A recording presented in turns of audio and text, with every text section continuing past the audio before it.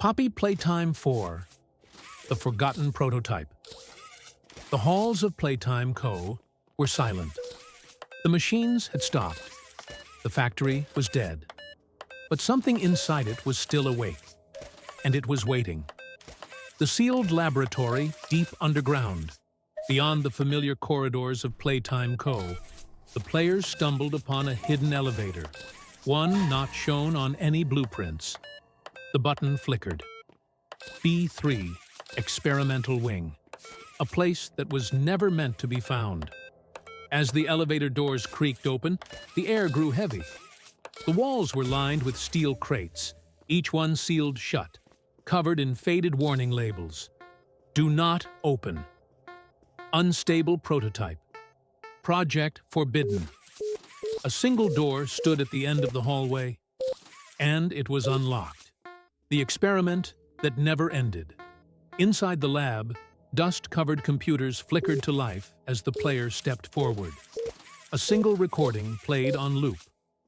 Prototype 099, AI override failure.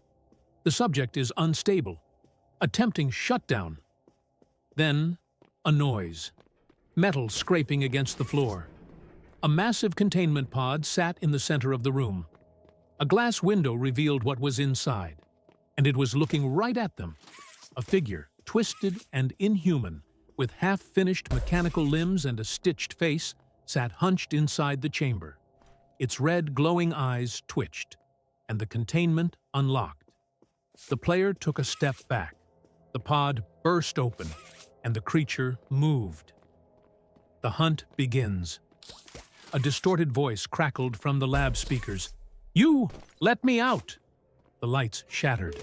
The room was swallowed in darkness. The player ran, but the prototype was faster. Metallic limbs dragged behind it, its claws clicking against the floor. It didn't run. It crawled. Through vents, through ceilings, through walls.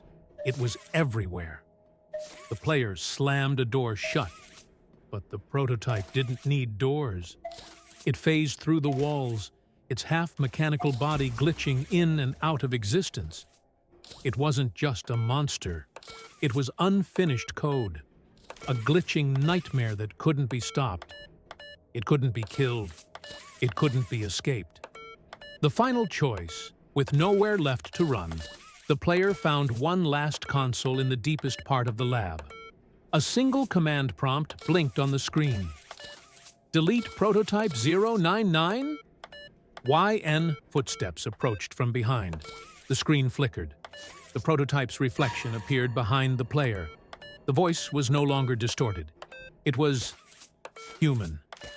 Please, don't. A trembling hand hovered over the keyboard. Delete it or let it live. The player hesitated, and that's when the screen glitched.